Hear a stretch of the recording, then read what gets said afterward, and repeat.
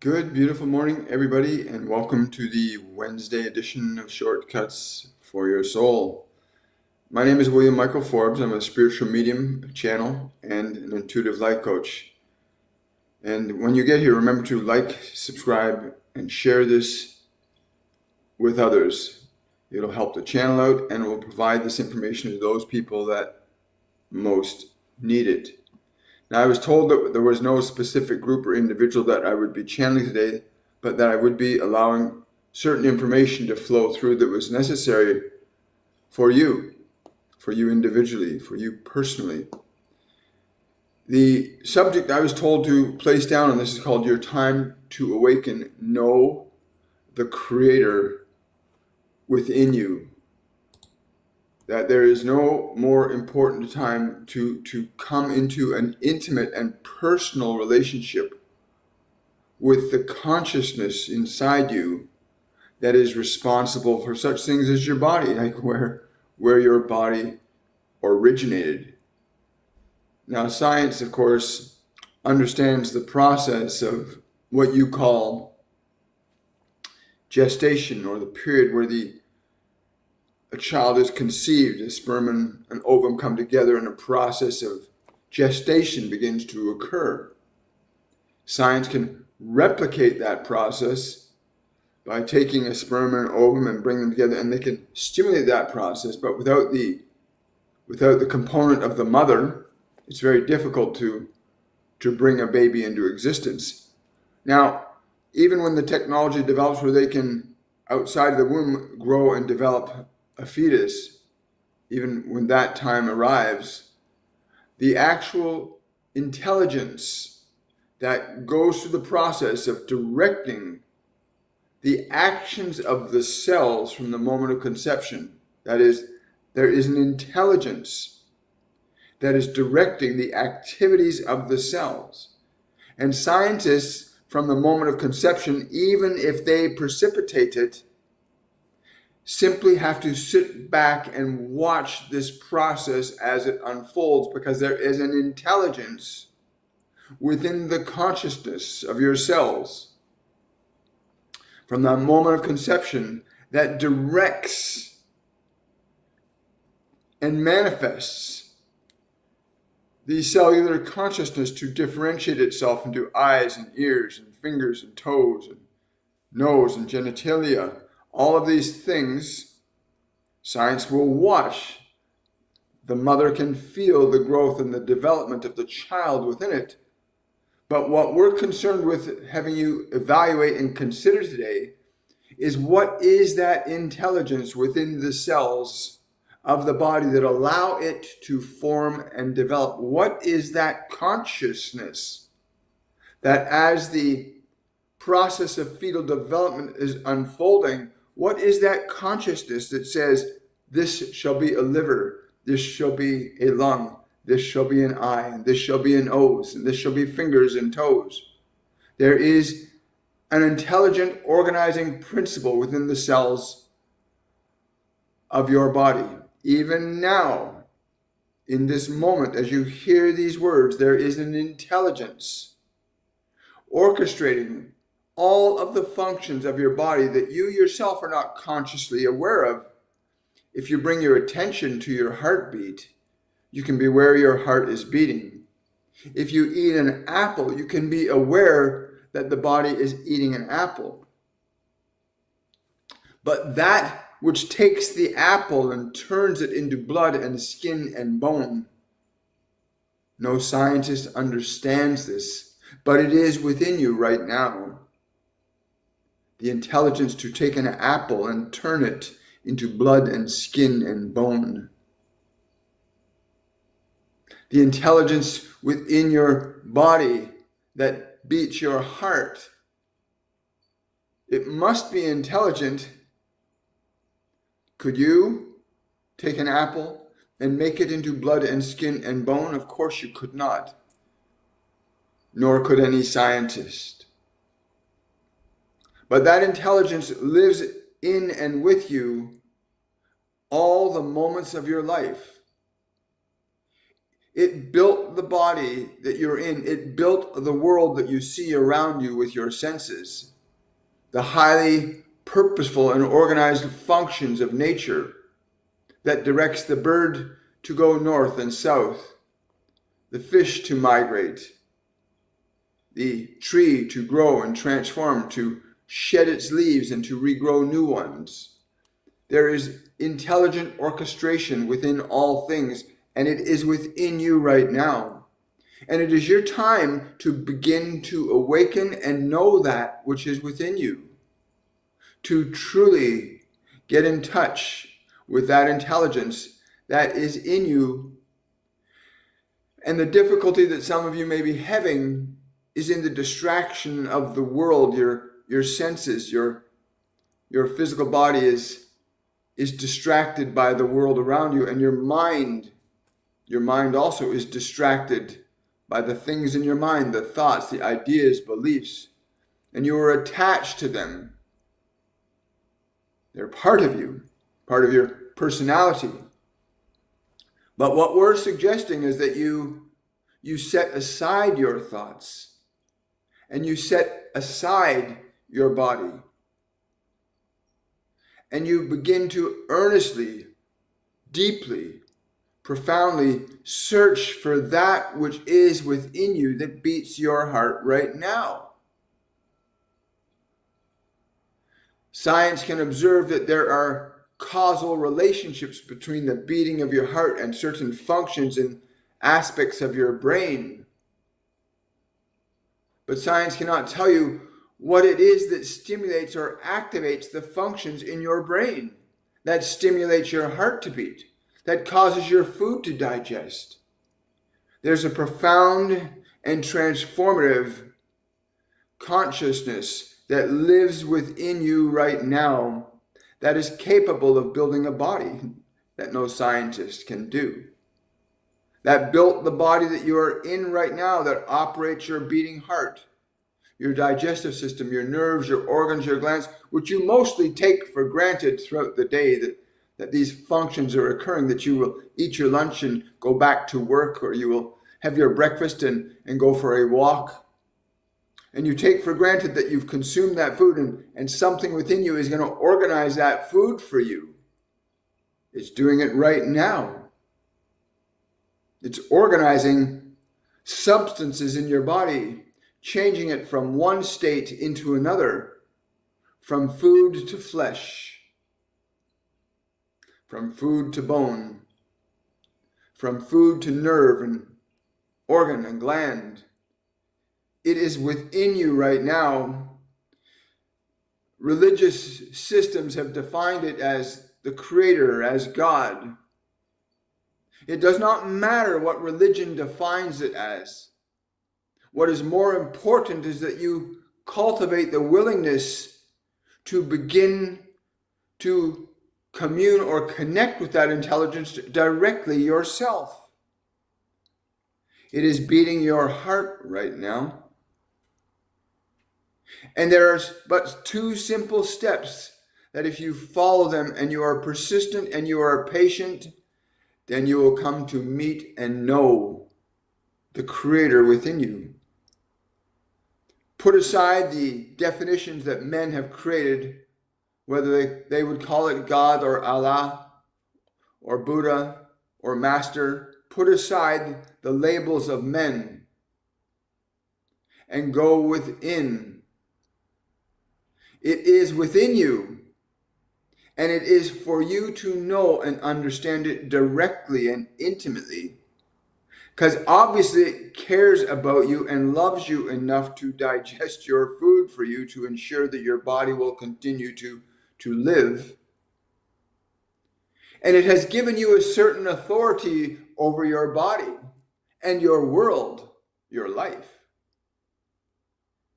Allows you the freedom to choose to think one thing or another, that you have that freedom.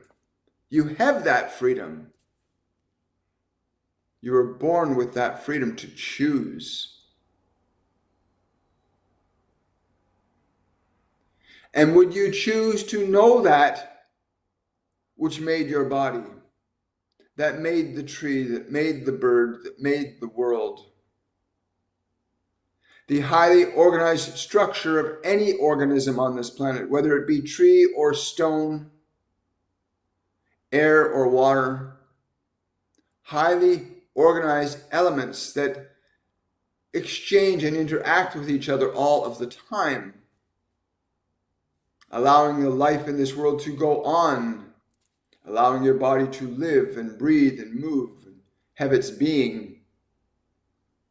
And the two things that you need to learn to do to begin the process of coming to an understanding and experience a knowing of that which is within you that sustains and maintains your opportunity to exist in the experience of this physical world. And the two things you need to consider is to make time. To make time from your life to go within, away from the world. To put your body aside. To put it at rest, into stillness. To close your eyes and ears from the world that you know. The familiar things that you are so accustomed to experiencing, whether they are good or not so good, but to make time for yourself every day, to put the world aside, to put your thoughts aside. Your thoughts are not who you are. Your thoughts are not who you are. And you cannot know who you are if you are distracted by your thoughts or believe that your body is the only locus of your identity. So you must put these things aside, which you can do. You do it every time you put your body to rest, you put them aside. But we're not talking about putting your body to sleep. We're talking about putting your body aside. This is the first step, to sit the body down, to put it into a restful state, to turn your attention away from the distractions of your ears and your eyes and your nose, to put it aside and move away from its distractions. Remember, this intelligence, this life that is within you right now is within you. It is not out there. Your heart does not beat in the world. It beats within you. And so you want to go within, not without. Place your body aside gently and quietly. Let not its distractions pull you in the world and keep you in here exclusively, as many of you are bound only to your eyes and your ears, your nose and your mouth and your flesh. You're bound believing that that is the only facet of life that you can consider. And we're saying to you that is not exactly the case. And so to sit your body down and place it aside, that you can then move beyond the senses of the body, that you can go within, to go within, away from the world. And as you turn from the world, you will meet something within yourself that you must also put aside. You will meet your thoughts, and you will meet your memories, and you'll meet your anticipations and your expectations within your own mind. You will meet your ego, your personality. You will encounter it as you pull away from the world. You will hear this thought and that thing. You'll wonder about this and you will wonder about that. And you must say to that, no, I will not be distracted.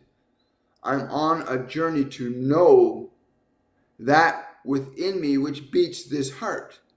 That within me that digests my food and makes it into blood and skin and bone. I want to know that creator that has this power and ability to do these things.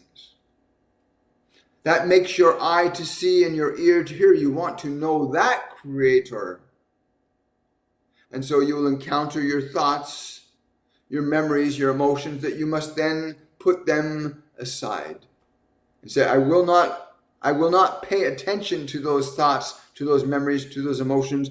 I will turn away from them. It is another way of saying you will turn away from the world.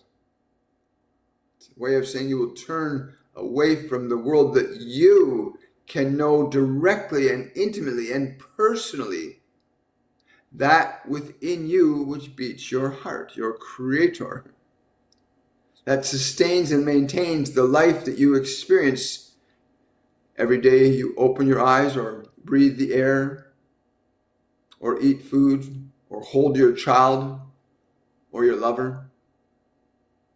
You want to know the creator that brought forth all these things that you bear witness to every day.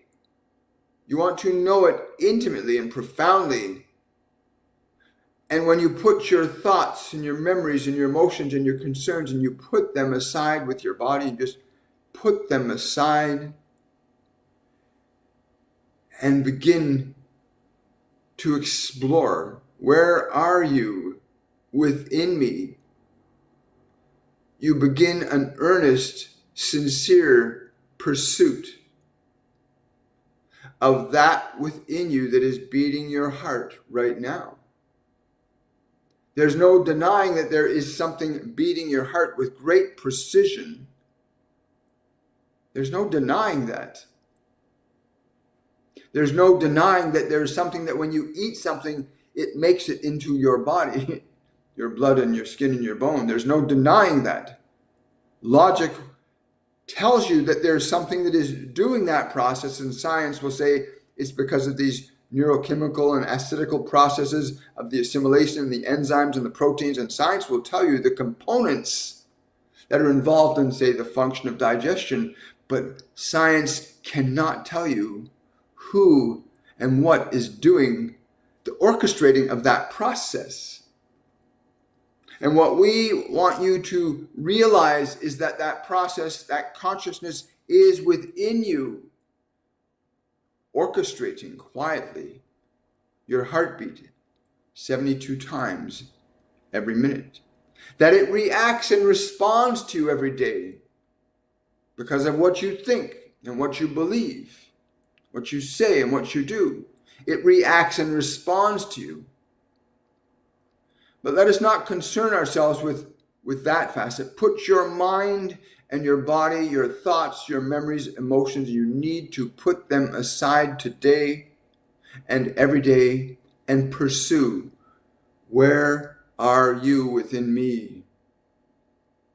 You need to look deep beyond your thoughts, beyond your beliefs, beyond your memories, beyond the knowing you've been taught to know by this world.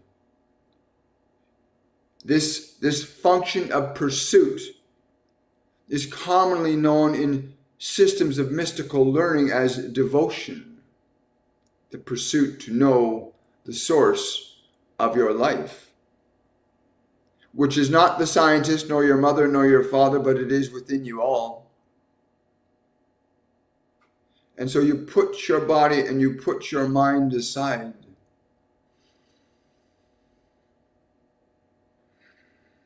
You put them aside. You remain unwavering and undistracted. And you look and you feel and you probe beyond your thoughts, beyond your memories, beyond your flesh. You live beyond your flesh all the time anyway. You can observe it and you can direct it. You have some authority given to you to have that authority to close and open your hand. But we want you to pursue that life that is your life within you. To not stay distracted by the world. To not be cluttered by your thinking mind. And each day you must make time.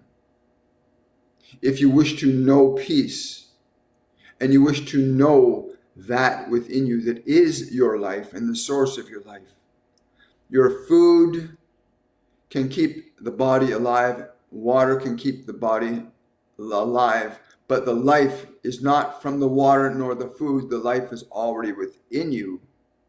And it is that life that is in all man, all animal, all bird, all tree, all child. It is that life that we speak of that is within you all.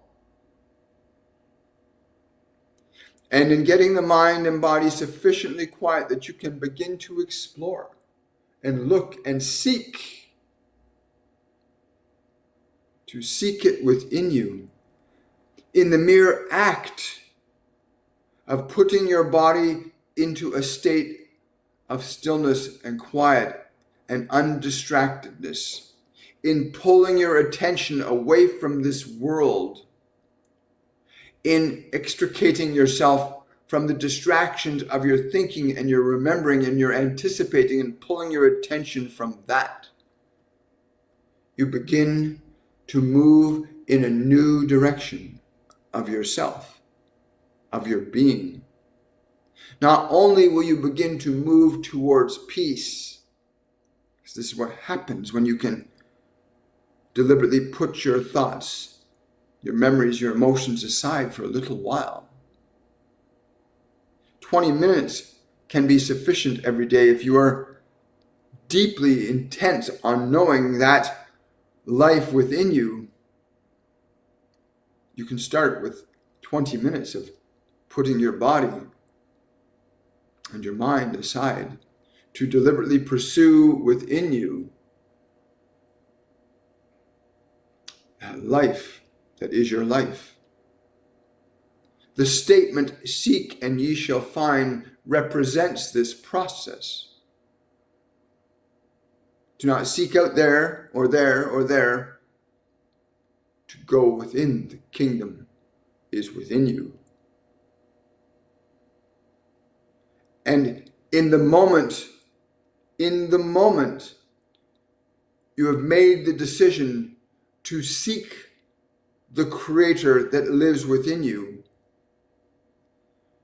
it knows that you are coming, and it will meet you eventually if you are patient and persistent to know your Creator and its love, which is your life. Its love is your life. Not the life in the world around you, the things that you've accumulated and say and do. No, it is the life within you that's responsible for and allows you to experience the life around you. That spirit that beats your heart, were it not within you, you would not be hearing these words. You would not have a body to hear these words. And so you place your body and you place your mind delicately aside. You turn away from them.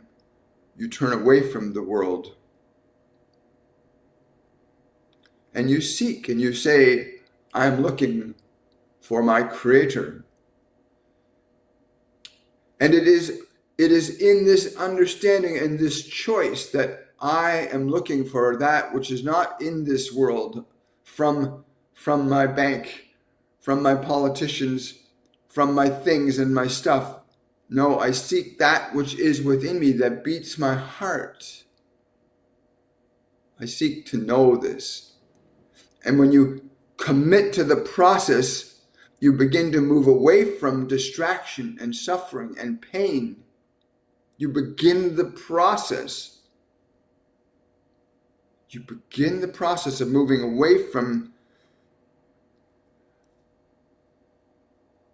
the errors in your mind and in your beliefs and in your thoughts. Just by putting your body and your mind aside, you begin the process of moving away from the errors that you've been given, the beliefs and the ideas that are not compatible nor beneficial to what the function of life and love is. You look in nature and you can see the highly organized and precise economics of its existence, the very natural world of birds and animals. Air and water has its own spontaneous and natural way of dancing together to produce the wonders of mountain and sky and tree, of animal. And it operates quite perfectly without human intervention. And yet that same incredible and exquisite consciousness that orchestrates the natural world that you see is within you.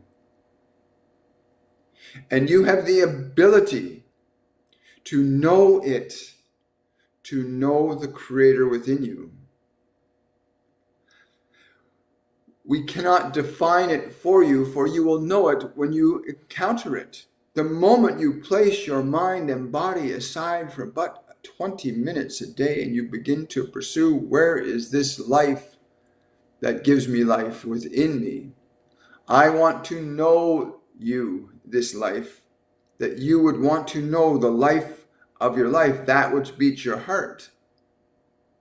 It is with you every day of your existence, and yet so few of you actually know it.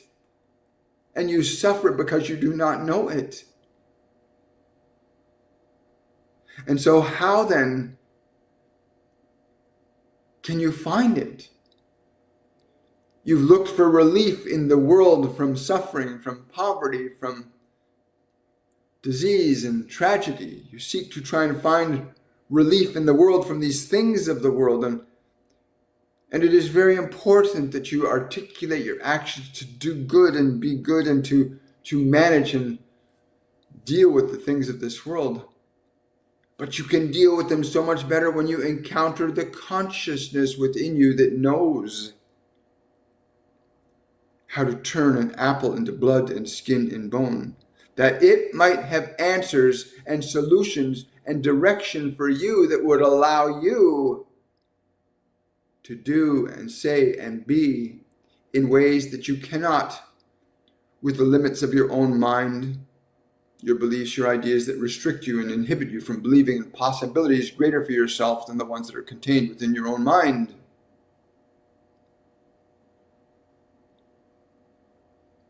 And so you go within you and you say, I seek the Creator, the beater of my heart. Where are you? You seek it. Do not get distracted by sound.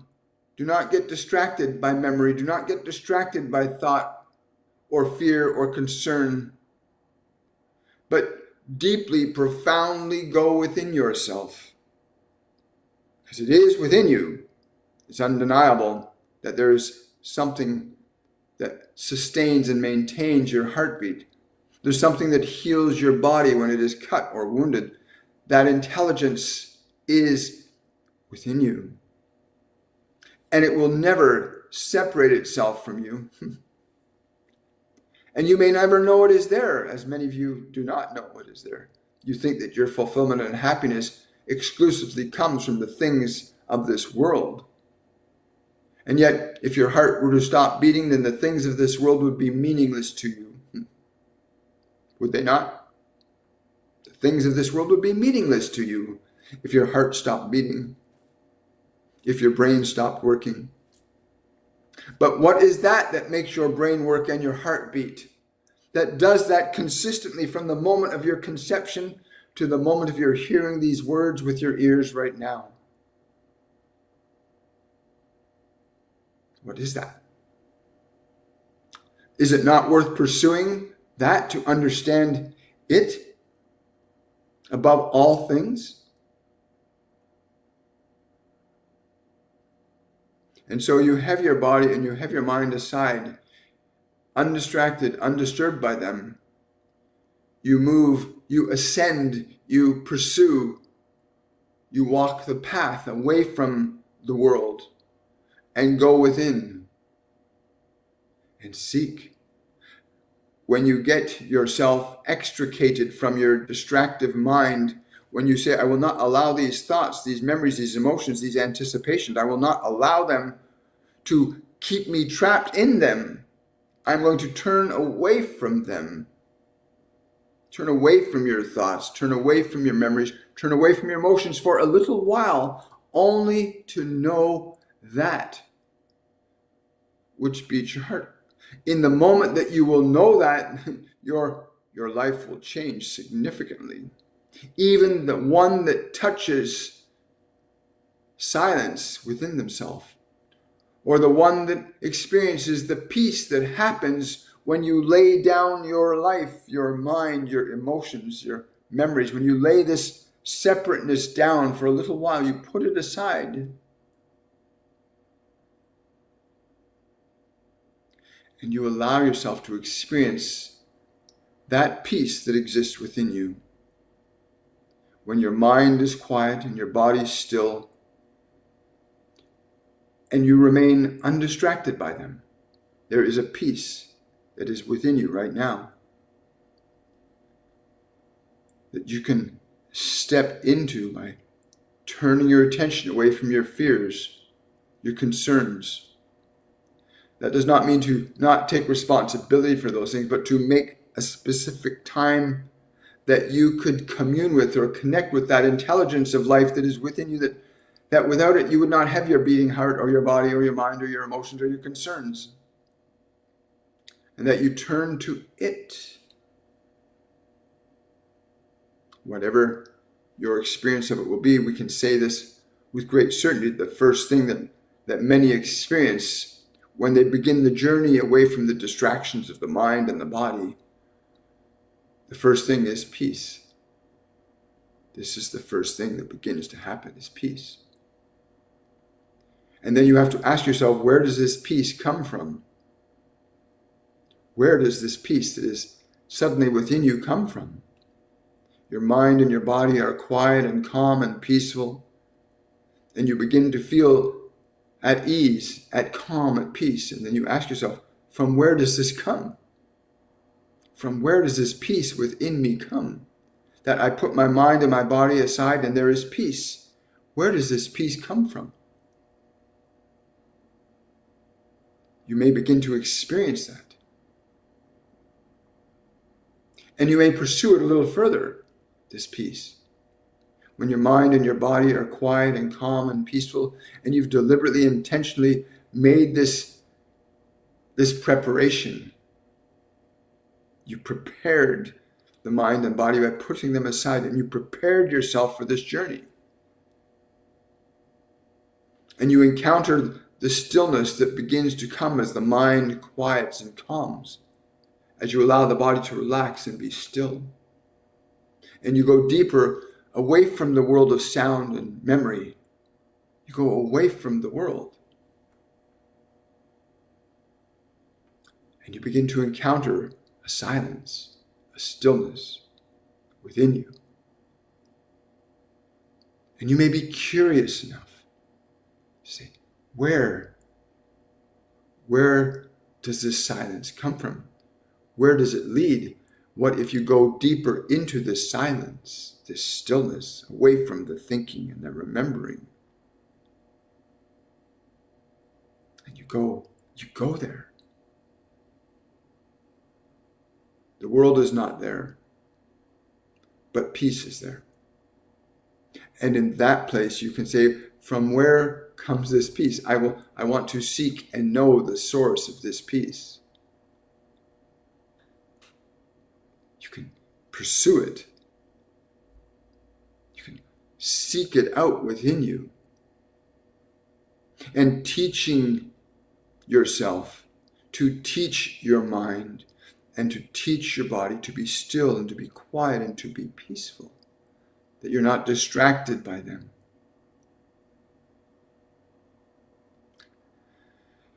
And in that moment where they're not distracting you anymore, you begin to experience a different self, a different world, a different peace. And if you pursue it, where does this peace come from? Where is that which beats the heart in this body that I have put aside, that I have put at rest? Where is that source? To wholly and sincerely pursue this at this time is more important than any other consideration.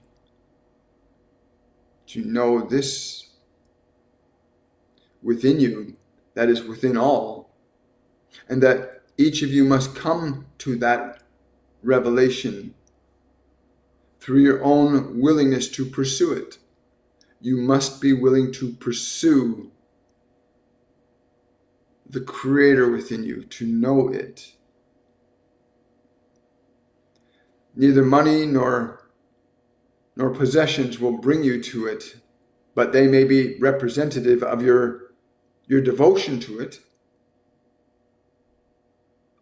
But within you is where you must understand. It is the only way you can know and understand it.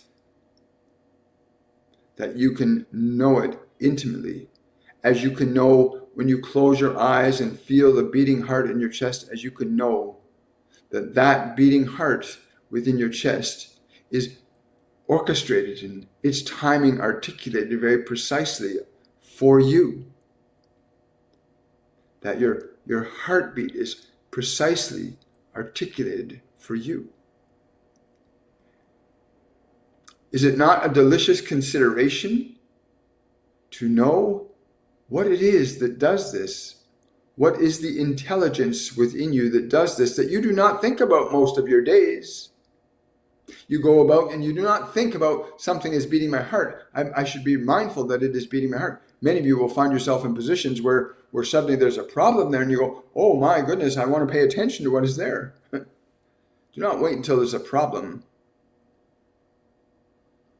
Start now. This is the time of awakening. And you can begin the process of that pursuit very deliberately, very intentionally. Put your body aside. Put your thoughts aside, your memories, your emotions. Just put them aside for a short time. Just that mere willingness to put your mind and your emotions, your memories, to put them aside. You will not cease to exist. Your mind and your emotions will be there when you finish your exploration. Like parking your car before you go hiking into a wilderness. You know your car is still there. Well, your mind and your body, put them aside.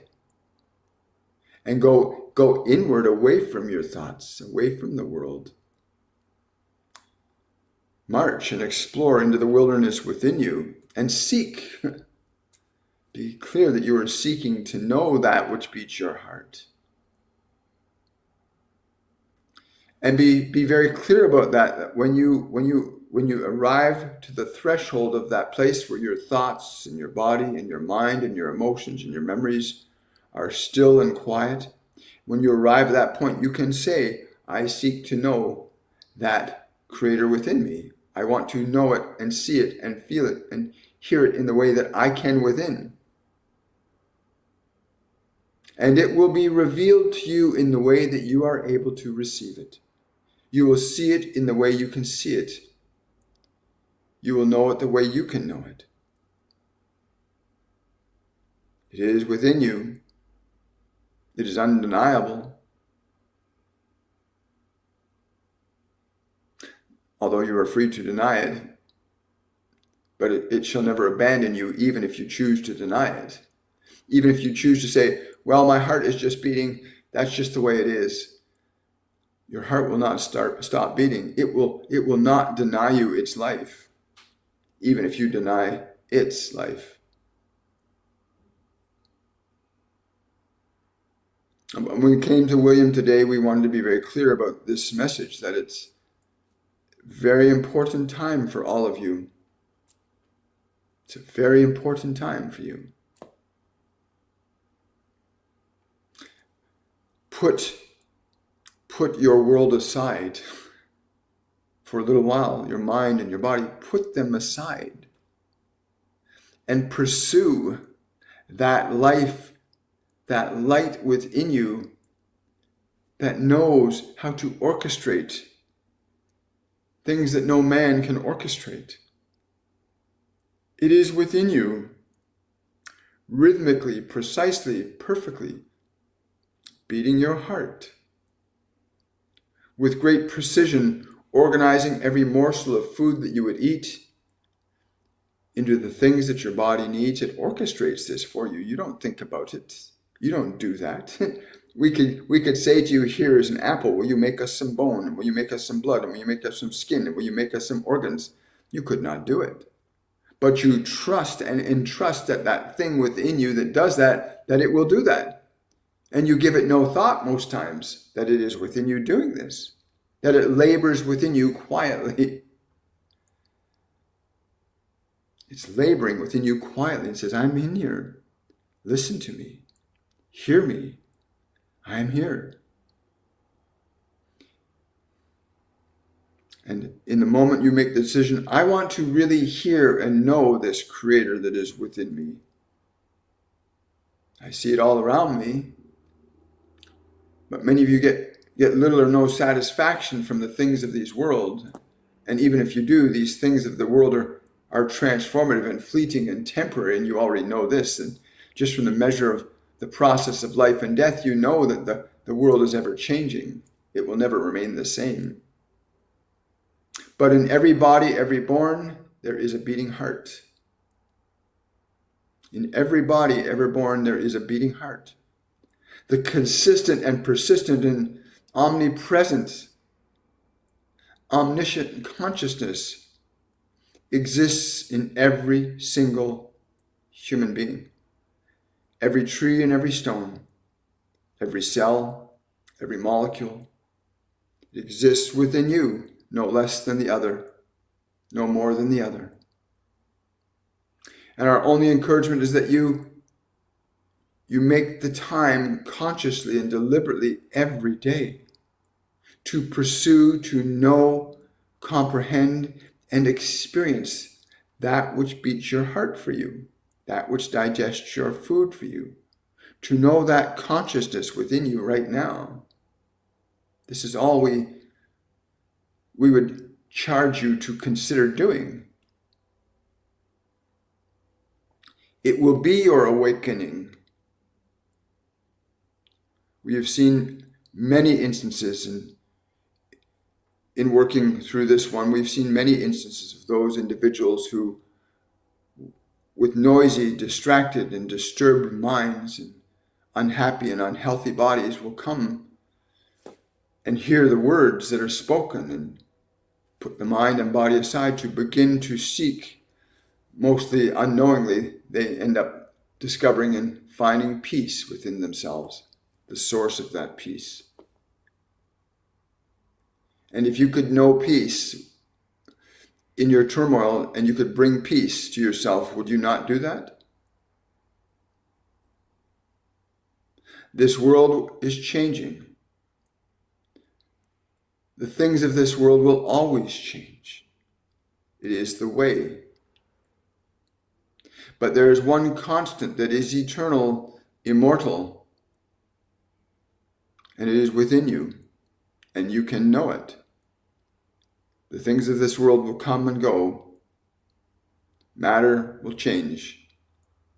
But the moment you begin to know and form a communion, a bond with that source of creation within you, and you begin to know it and understand it, well, a different world will open up for you. Not the world of stuff.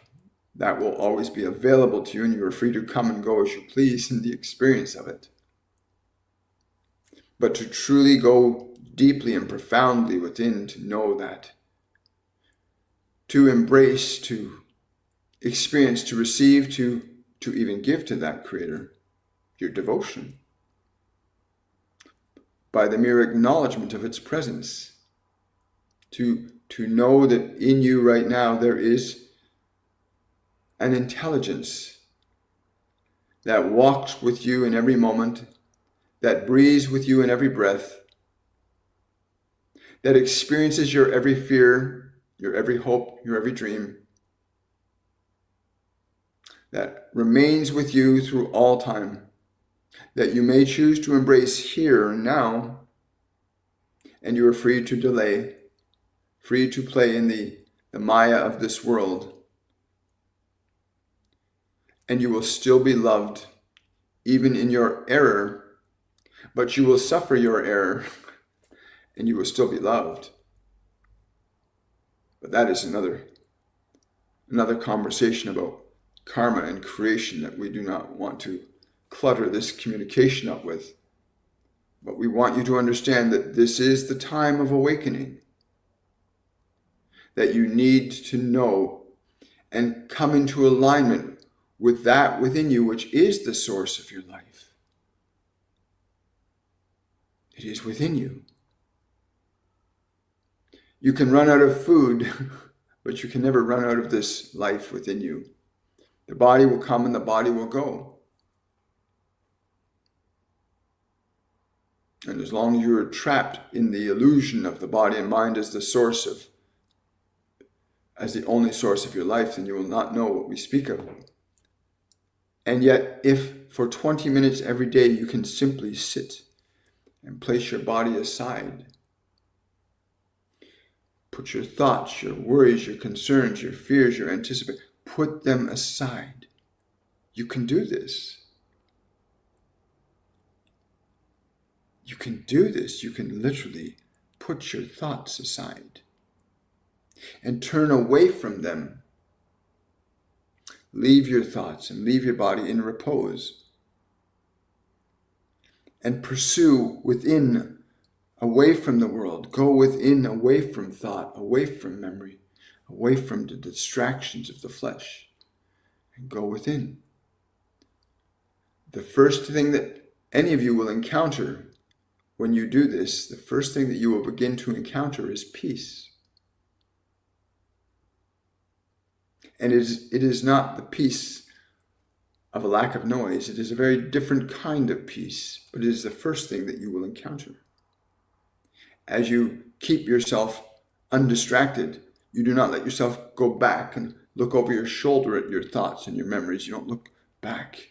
You leave them for this 20 minutes. And when you leave them, at the moment you can keep your focus off of them, you'll begin to experience peace.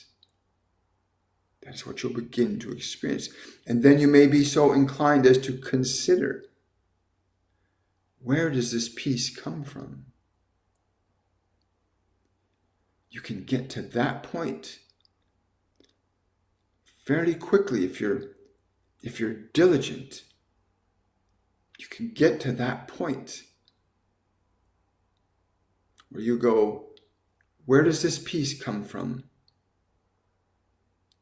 Where do you come from? You question. You seek it out.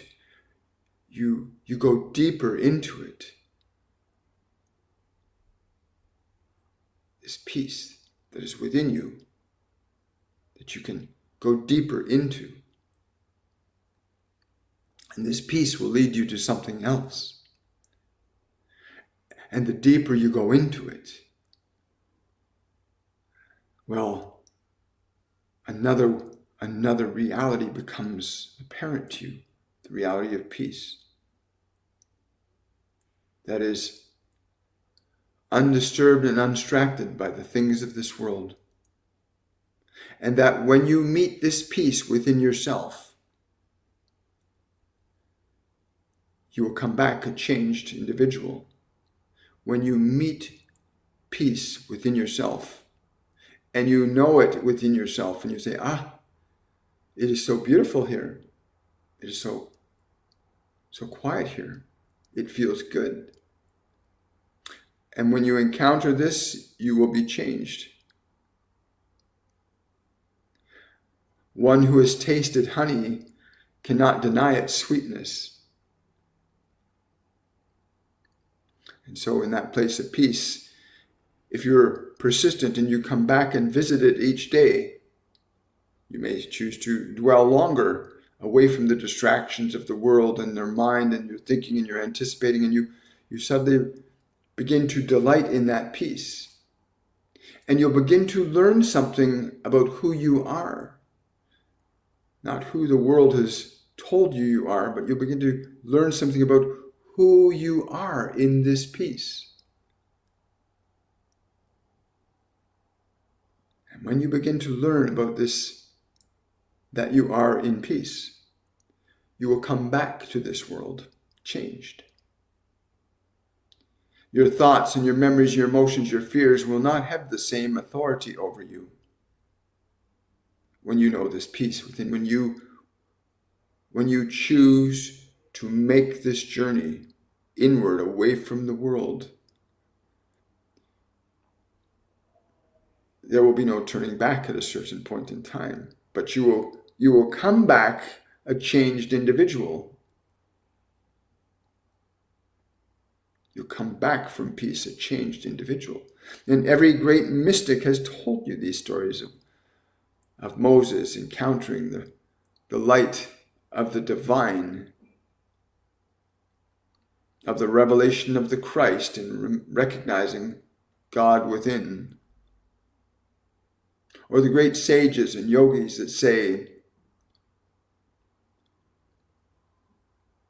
I am at peace. There is something more. You will come to know this in the way that you will come to know this. And then you can bring that peace to your own mind, to your own body. And then you'll understand that the things of this world are not perhaps as important as you have been led to believe. But that in bringing that peace back into your mind and into your world, that you can give a greater value to this world by your peace. The things you will say and the things you will do from peace are very different. And we do not speak about the peace of you put your guns and your weapons down. That is one form of it. But the peace that we speak of is one that will cause you to articulate your words and your actions very differently than your words and your actions had formerly. But once you have touched that peace, and you have done so as an act of your own will, there will be no turning back. The old life will begin to change.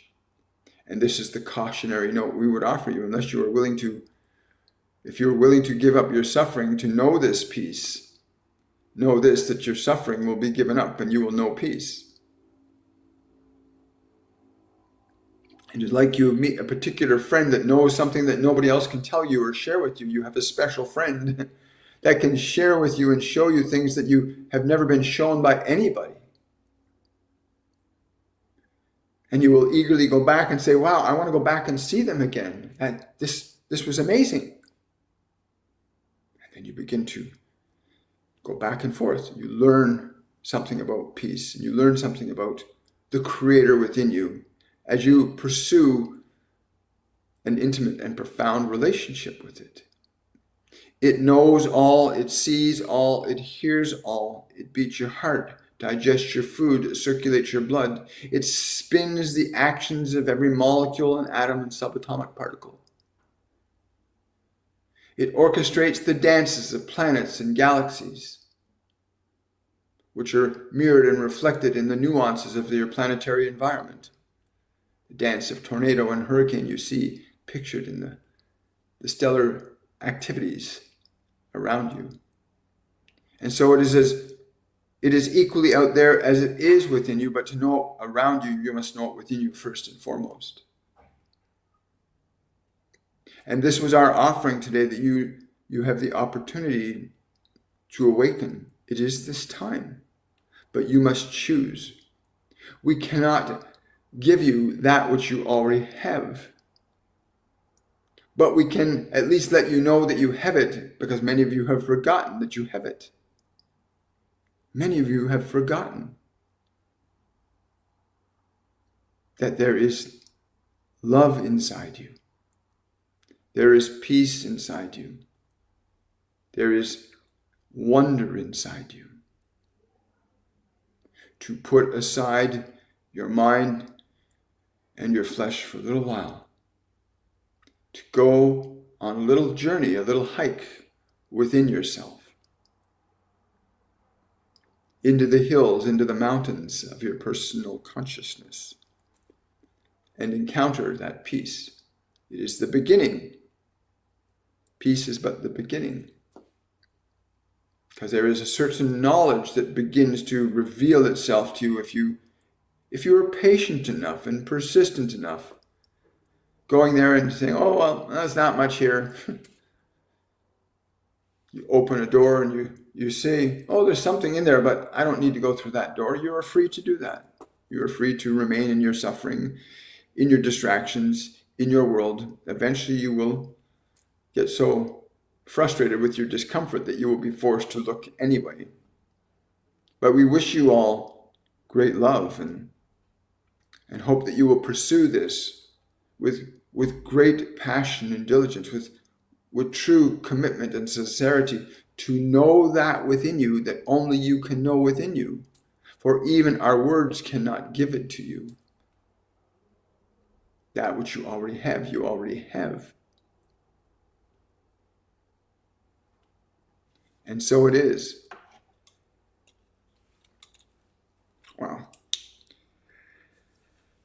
I was told that I was not to give a name to the consciousness that was speaking through me today. I was told not to give it a particular name, just that I was to allow it to express what it wanted us to know today. And I hope that you've felt that to the degree that you're able to feel that you've allowed yourself to go into that place, that you went on that journey, that you will go on that journey for yourself every day. It's pretty remarkable. Because when you begin to go there, you're going to experience things and emotions that are exquisite, that are overwhelmingly beautiful. Imagine having emotions that are so profound they overwhelm you with bliss or joy. It is within you. Those are within you. That stuff is within you right now. Just put aside your thoughts. It's not as difficult as you think. They've given us information and classes and courses that we carry out on their behalf that can lead you to that place that they speak of today. And it's within you. You don't even need to take classes if you just follow that simple step they gave. That simple step of just putting the mind and body aside, to not let them distract you for 20 minutes, and then seek to find that which is beating your heart. It's inside you. I hope you do it. I really do. You deserve to be happy. You deserve to be free. And you deserve to be able to give the world the gift of your life and your light, right? That's what we all came here to do. Good morning, everybody.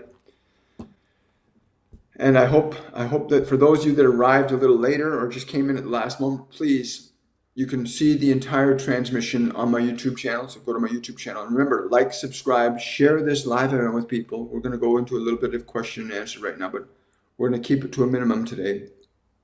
If you have a question or consideration that you want to go deeper into, if you want to understand how to heal and heal your mind and heal your body, then you can certainly arrange a meeting with them by booking a reading with me. You can, if you want questions to be answered, there's an answer to every question, a solution to every problem. We all know this, right? And in my experience in these last 5.5 years, I've been incredibly and exquisitely rewarded and borne witness to that truth, that there are things that you can know that you don't know you know. You can learn to know what you do not know, but it is within you. It's very, very amazing. Anyway, I'm having a wonderful day with that. Good morning, Bridget. Hi, Christy. Hello. Yes. Dr. TM, ego mind identity is unconscious mind belief, subconscious mind emotion, conscious mind thought. You are not all this. Then the I am is real you. That is correct. That is absolutely correct. When you get to the place where you can put your mind and body aside, this is what this person is saying in this comment. When you can put your mind and body aside, sit it down in a chair and just for 20 minutes, go away from the world, go deep inside, let go of your thoughts, let go of your memories, let your goals. The very act, and I remember the first time they had me do this, the very first time they had me quiet my mind. They said, stop thinking. Put your thoughts aside. Focus on stillness. And they had me breathe in certain ways, of course. But at that point, when you actually, through an act of your will, put down your life, your mind, your memories, your emotions, put that life down, and you put it aside. And your thoughts and your memories and your emotions, you're not allowing them to tug at you. And all of a sudden, this awareness, this feeling of who you are begins to emerge. It's a beautiful piece. So I hope you do it. Please do it. Hi, good morning. How can I help my sister and her severe mental illness? She's so angry and impossible to talk to. You need to teach her. Remember, she's in her anger. She's lost in her anger, and it's very painful for her. Try being angry for a long period of time. It's very uncomfortable for your body. And your sister needs to learn. I would encourage you to get her, if you can, book a reading with me. Book a reading on her behalf with me. You go to my website, William Michael Forbes, and book a half-hour reading with me where she can, that's if she wants to get rid of her, if she wants to end her suffering, ask her, do you want to end your suffering? You need to ask her that. You need to ask her, does she want to end her suffering? Because you must want to end your suffering in order to give it up. I'm holding on to it. No, I don't want to give it. Ask her if she wants to end her suffering, and you know she does, and she indicates that to you, then take that step and book a reading on her behalf with me. And she'll encounter her guides and her angels, and they will lead her the way that she needs to be led to get out of the trap of her mind. Because people that are stuck in anger and fear and guilt and shame, they're literally stuck with it. They just don't know how to take their attention away from it. There's simple processes. And if you don't want to book a reading, what you want to do then is teach her how to quiet her mind and body down, quite simply. She has to learn how to take authority over her mind and body, right? So much love to your sister. Hi, William. What's the next thing my guides want me to do in my healing journey? Again, if this creative intelligence that they were just speaking of a little while ago is within you, and I know it to be inside me right now, and I know it and believe it to be inside you, then it becomes really, really important that you understand that part of the journey. That this intelligence that's beating your heart right now is within you. And the first and most important step is to go to it, which knows the things that we do not know and does the things we cannot do. It's the one that gives revelation to the scientist. It's the consciousness within you. So the first step, again, is to get yourself out of the pursuit of the things in this world and seek to find that connection within yourself that is intimately bound to that love that is your life. Go within. Go within. For what you will say and what you will do when you encounter peace, or you encounter love, or you encounter joy within you, or you encounter truth within you, not from what you've been taught by the world, because much of what you've been taught by the world is illusionary and mostly false. But within you is the truth. And in getting your mind and body gently put aside, follow this formula. The formula of every day, making a distinct, conscious, and deliberate effort to put aside the world, your mind, your memories, your emotions, your distractions, and go within. And when you do this with the clarity, I want to know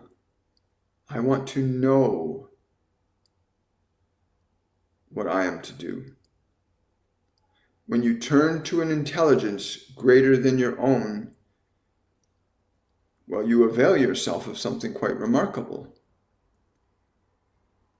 And that's what you're asking from us, is to provide you with what we would suggest, and we have done so. Will you now choose to carry that out? Because once, especially, we find quite often that people that are the most in discomfort and suffering, that when they follow this process, experience the greatest and most profound peace. That deliberately saying, I'm not going to focus on my thoughts, I'm not going to focus on my body, I'm going to let them relax, I'm going to turn away from them. We have observed people of great emotional distraction and disturbance, that the moment they experience where they let go of their thoughts, they let go of their emotions, they let go of their memories and their anticipations, that they often feel the greatest peace because the contrast is so profound. Pain and suffering, anger, guilt, and shame are such a contrast to experiencing peace that one cannot deny it when you experience it. And when you suddenly realize, oh, there is peace in me also, not just the suffering, there is peace that is within me. Well, you can do very different things in your life from peace. And you can do very different things in your life from love. And you can do very different things in your life from truth. Not the truth of man, but the truth of that divine light that is inside you. Pursue it with great certainty. Be relentless in your desire to seek out that life within you that beats your heart. When you are sincere by your actions to say, I surrender my thoughts, my memories, my emotions, I surrender the distractions of my flesh, I go within. We can say this to you, that it will know you are now doing this. It will come to you as you go to it. It will meet you in the middle. Thank you, Chelly, for that super chat. Really appreciate it. Will you please tell me why I was told that I am in love with a demon? Thank you for all that you give so lovingly and kindly. Hi, Chelly. Be careful what you listen to from other people. Do not get me wrong. There are beings on this planet that are evil. There are things that are called demons. They exist. If your heart is good and your function is of love and peace, then you are not very likely to have to deal with these individuals. If you wish to be bound to the words of men, then you will be bound to the suffering of men. Go first inside, away from the words, the beliefs, the ideologies, the philosophies, the beliefs of man, of humans. As we have said, you must make time to be free of such things as demons, as suffering, as guilt, as shame, to be free of these things. That by being free does not mean that you will not experience them, but that you will not be enslaved or imprisoned or bound to them. That you can release yourself from your bonds. You can release yourself from bondage of these emotions, these fears. But you must make this effort every day to put the body aside,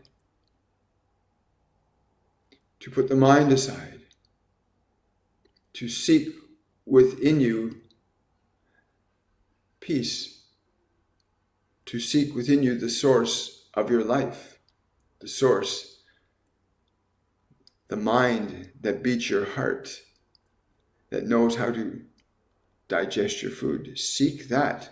You must make time to seek that. And in that pursuit and the experience of what you experience in that pursuit will liberate you from such considerations. For you will know the difference between good and evil. When you know this peace of which we have spoken, you will know the difference between good and evil when you know peace. When you establish peace in your own heart, you will see that which is true and that which is false. You will know it. You will not be confused by your mind or the words of man or what you've been taught to believe about things, or even what we have said. You will know intimately and directly for yourself. Because that love and that life that is in you is with you. You need to get close and be with it. You need to become consciously in alignment with that life that is in you. Your life, your heart is not beat by the hand of another man or woman. The spirit within you moveth your heart. Digesteth your food. It does these things. get close to it and know it. And yeah, directly, to answer your question directly, there, again, let go of your fear around what others say, because your fear has an attractive force. It can precipitate events, just as your joy can precipitate events. So Chelly, be willing to let go of that fear. But you will know the difference. Do this process. And for those of you that want to learn the process, you can sign up for our Masterclass 101 Awakening, which begins March the 1st. You've only got, less than 60 days, less than 50 days now to sign up, where you'll learn to connect to your guides, your angels, the God within you, if you want to call it that. You'll learn the process, the actual process to shift your attention away from the distractions of your mind and your body. You'll learn how to meditate. You're going to learn how to connect to your guides, your angels. You'll learn to remember who you are. Go to my website, williammichaelforbes.com, or click the Linktree link below any of my videos for that. Right? Will I be approved for a program that I applied for? I get a strong yes for that, Holly. Get excited about it. Get excited about it. Hi.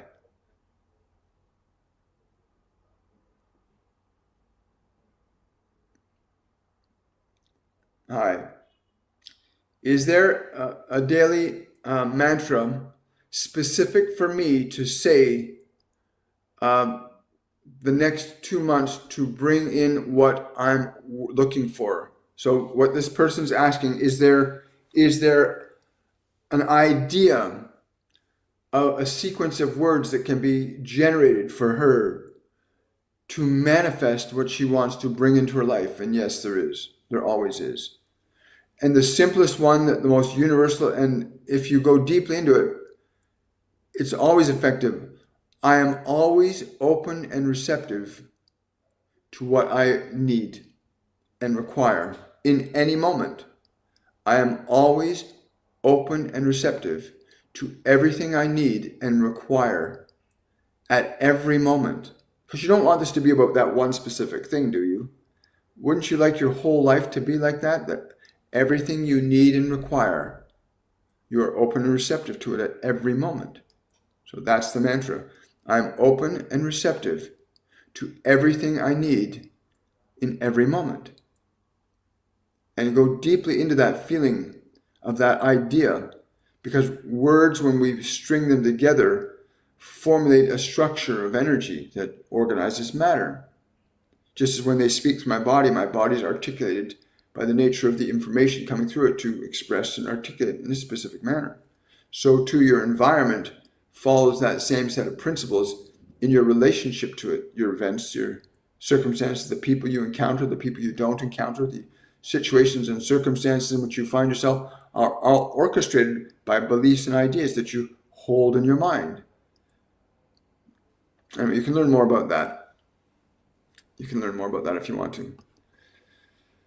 Hi, Christy. Between these two, which one will I have more appeal as a movement, renaissance or revolution? I guess that's the back end of your question, Christy. Somewhere you must question between the two ideas, renaissance and revolution, which one will have more appeal in reference to a movement? Neither of those will be suitable for you. Neither of those will be suitable to you, because the conceptions in the mass collective mind about renaissance and revolution are very ambiguous. Renaissance tends to reflect a particular period in human history. And so you don't want to confuse people about that. The word revolution, of course, it's obvious the meanings of that the idea of a revolution is about transformative change. But generally speaking, in the historical collective unconsciousness, the function of revolution is usually destructive and unfortunate. You have creative elements that you say that are things such as the Industrial Revolution, or the technological revolution. But what you're asking us for is, what are the words that would best represent the creative process in which you're beginning to articulate this new expression for your life. I understand. So I'm being told to say, if you, because you're asking about these two words, that I'm supposed to give you an answer for those two words. And for you, of those two words, Renaissance is more effective for you of those two words, but there are other words that you can choose besides Renaissance and Revolution that would be more in alignment to the vibrational offering that your new consideration is going to bring to the world. Thank you. Good morning. Hello, Irene. Good to see you. Good morning. Do you know how I can end things with this guy gently? I don't want to hurt him. He's a man. He can handle it. Don't underestimate men, ladies. We can get over it. The only way to end anything is to be honest. You can be honest gently. You can say, this isn't really working for me.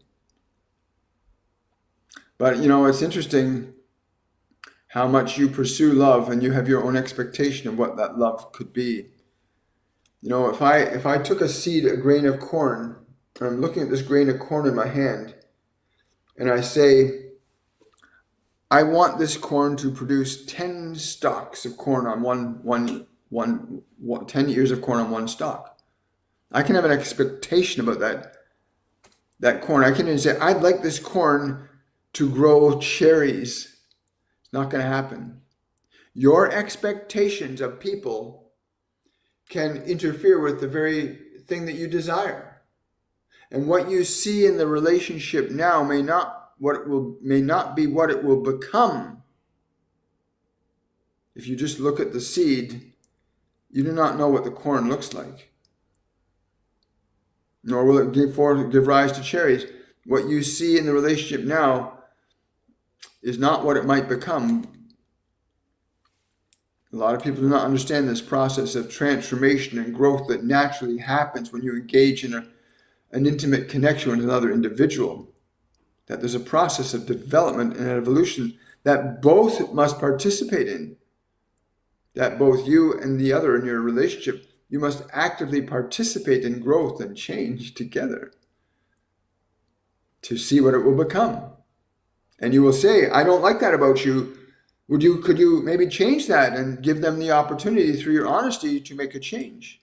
You'd be surprised how many men would be willing to change, and men could be surprised at how willing women would be open to change.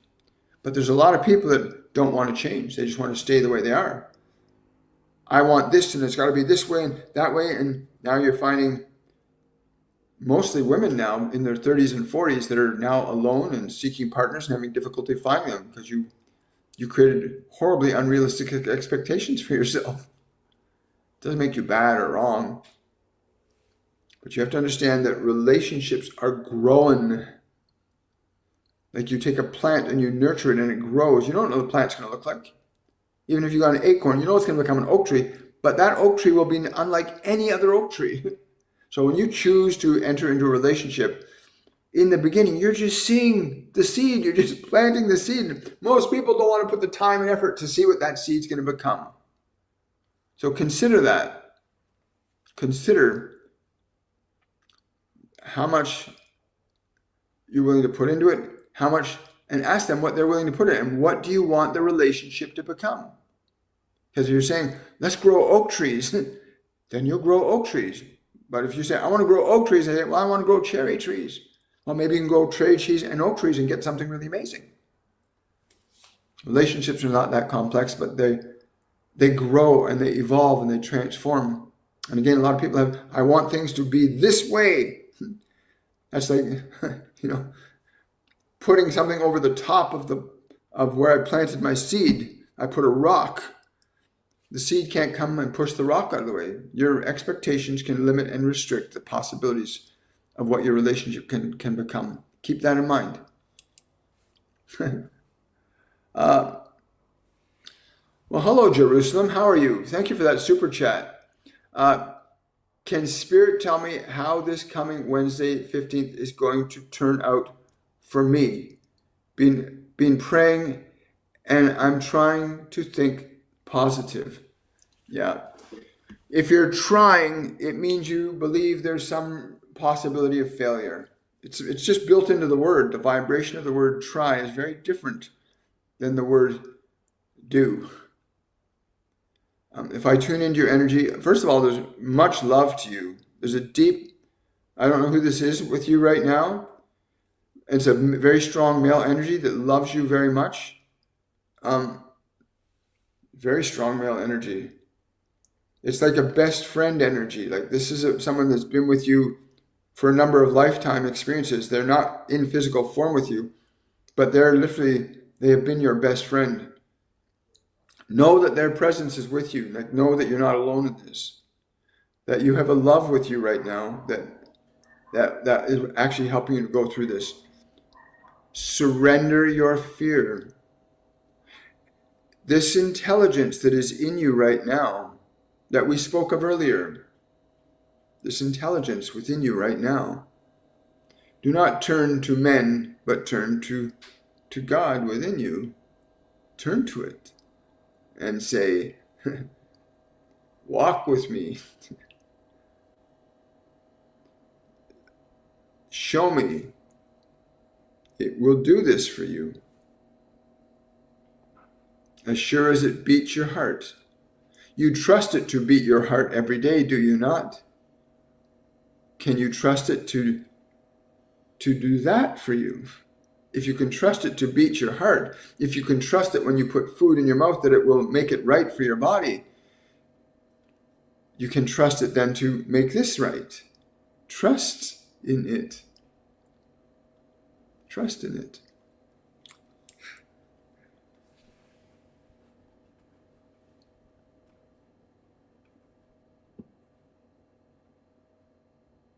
Yes, we are, Jason. Thank you so much for sharing that insight.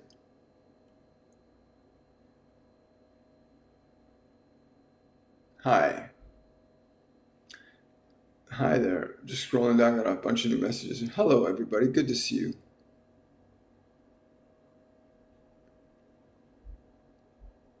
Hi. Is there any guidance coming through for me? I would encourage you again to go over to my YouTube channel when this is finished today and watch. There's a range of different videos on my YouTube channel. There's well over 1,300 different channeling sessions there from various beings, from Stephen Hawking to Odin, to Jesus, to Buddha. Many different channelings there that you can gain the inspiration that you're craving today. That's what they're telling me. You're craving inspiration and liberation. Why? What's the liberation from? Yeah, they're saying that you're craving inspiration and liberation. Yeah, you have to let go of that thing from the past that you can't shake. You have to let it go. Right? Let it go. What is that? Little cat ears and paws? That's cute. I've never seen that before. Oh, you're very welcome. I hope it touched the heart. I hope it touched your heart. We had our family dog on Monday. Can you give me any message from her? We lost our family dog. No, you haven't lost it. It's just not in form. You'll feel it around you. A lot of people, whether they're animals that you love or humans that you love, when the body ceases to function, they are no longer perceptible to your 5 physical senses. And most people presume or assume that because I can't see them, hear them, touch them, or smell them, that they're not there. But they are there. Your dog is with you right now, right? Quite frisky and happy, I might add. Much easier being in a new etheric body, right? Because it's not in a physical body, it's in a body of energy. So when our loved ones depart from the physical form, they don't have a body, but they still have a consciousness. And what happens to a lot of people, because we've been taught this belief that when they're gone, they're gone. We've been taught to believe that. And so whenever you think about them, you just feel sad because they're not there. But 99% of the time, at least the ones that don't go off into the next realm really quickly, they'll hang around you. and they'll hope that you'll feel their presence. These events where people have near-death experiences. They see themselves over the body. They see themselves over their body. They see the events, and they have these experiences. It's because the body is not the locus of your identity. It is while you're in the body, that you're in this world, and you call this body William's body, or Jessica's body, or Tom's body. But when the body ceases to function, you still exist as a being, as an awareness, as a consciousness. That they'll often try to interact with you right after, especially right after the body ceases to function.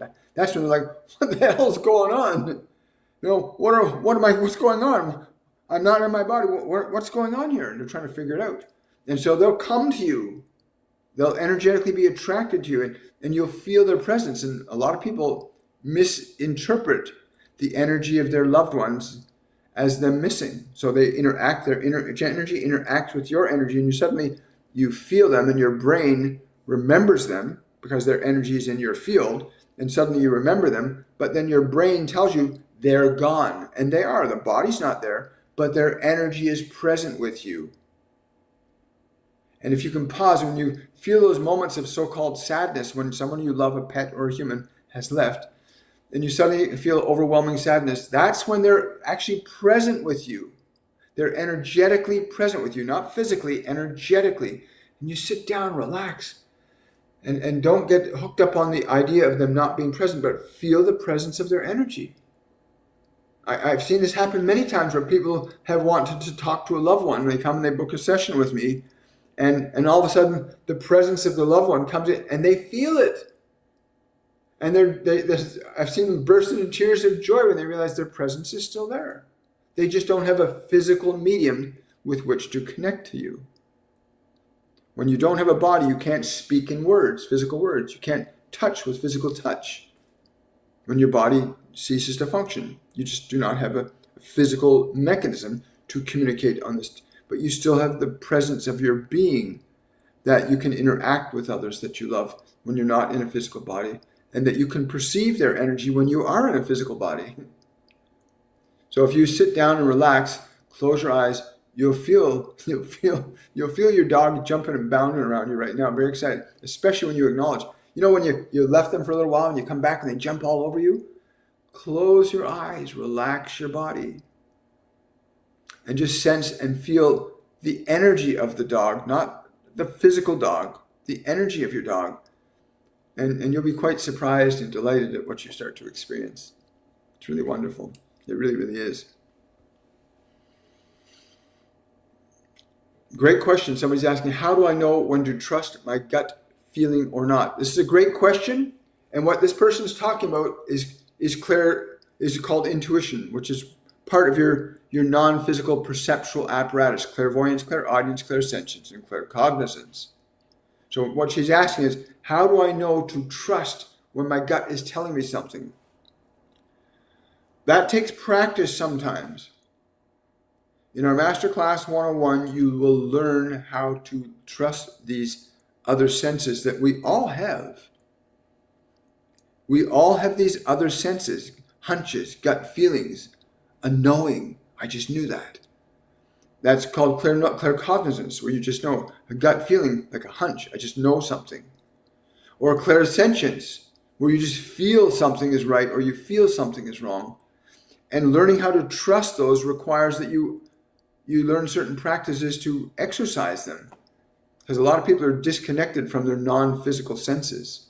A lot of people are disconnected from them. And if you want to learn how to really trust and learn the accuracy of those, we have very simple practices. They're very simple practices that you can take up and learn and apply these practices and develop an awareness of when these senses are right and how to interpret them properly. Because they're always working. Every time you meet somebody, you will, if you are sensitive enough, you'll get a knowing before they even say a word. You just get a feeling. This person's good, this person's not. You get a feeling, you'll get a knowing. You might even get a picture. Something scary comes to your mind about that person. Clairvoyance, clairaudience, clairsentience, and claircognizance. The sensations that she's talking about, gut feeling, is clairsentience. So she wants to know, She wants to know, is what I'm feeling about this situation accurate or not? How do I know that what I'm picking up is accurate or not? And there's different practices you can learn to exercise, just like you had to learn how to walk and talk and hold things. You've got to exercise these senses under different circumstances to know how they work. Just like your parents had to show you how to open and close your hand, how to walk and how to make words with the body. You have to learn to use these senses and develop them. Everybody has them. Most people are disconnected from them because they're so caught up in the 5 physical senses that they ignore these other senses. But yeah, you want to explore different things that you perceive with it. We got practices in the masterclass that you can do to learn to develop proficiency and accuracy in learning to trust these non-physical senses. Your gut feeling, which is clairsentience.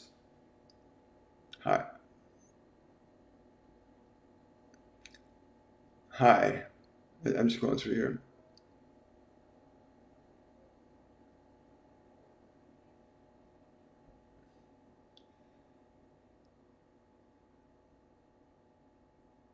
Just going through some questions here. Let's see.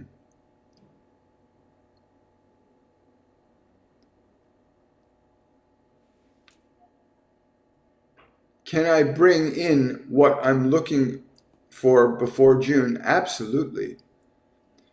But you don't want to bring it in. You need to be open to receiving it. When you are open to receive, it's like this cup.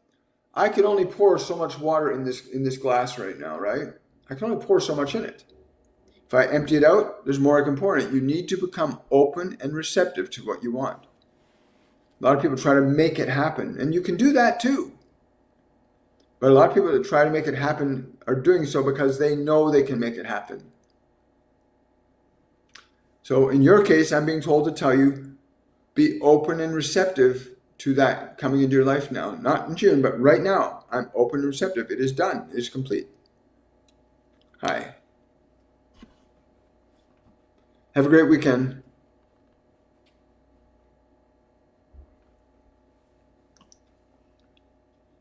Yeah. I missed a super chat above. Okay. Which one did I miss? Daniela. Oh, Daniela. Hi, Daniela. That was a really fun time at Patreon the other night. I'm so glad you were there. Thank you for coming by. Which of the two will give me better casting results? Petrobond or Deft Clay? Well, I get a stronger feeling with the first one. The vibration of that word it feels like a really strong. Well, the word bond, of course, right? But vibration, it feels stronger. But the other one, the second one, I feel a more refinement to that. The second has a more refined outcome to its application. The first one would be more in terms of strength and groundedness in the creation if you use that function, whereas the other one has a more ethereal, fine, refined outcome, which is a benefit. You could use different ones you can use one for different things. Just recognize which one needs to be more grounded and connected, and which one needs to be more refined, and apply the process to the one that's appropriate for it. Thank you, Danielle. I appreciate that. And thank you to that person for letting me know. Thank you, Irene, for letting me know that. Let's see what we got here. William, it's my father's birthday tomorrow, and I would love a message from him. I don't know why, but he's giving me a song. It's a Roy Orbison song. I think it's Roy Orbison. Sweet dreams, baby. Sweet dreams, baby. That he wants you to listen to that song. Sweet dreams, baby. Sweet dreams. That's what he wants me to give you. Sweet dreams, baby. So you must have some pretty good dreams going on in your life right now. Hi. Yes, I am a medium. Yes. Hi. Well, guys, it's been a wonderful morning. I want to thank those beings that came through us today, and the message. If you want to know the full message and the transmission, you can go to my YouTube channel, youtube.com/William Michael Forbes. And today's event, to reference it specifically, uh, your time to awaken, know the creator within you, is what this particular video will be called on my YouTube channel. And it will be rendered probably in about an hour's time after I wish you a good day. Again, I want to say thank you to all the beings present with us right now, and I want to say thank you to all of you for your support, the prizes and gifts. For those of you that support this channel on TikTok and YouTube and Facebook, thank you so much. And have yourselves a wonderful, joyful day. And remember to like, subscribe, share, follow, offer this information to other people. Lead them to information that could change their lives. And remember, you've got less than 60 days now to sign up for Masterclass 101 Awaken, which begins March the 1st. I'll look forward to seeing you on the Friday edition of Shortcuts for Your Soul. Take good care, everybody. Bye for now.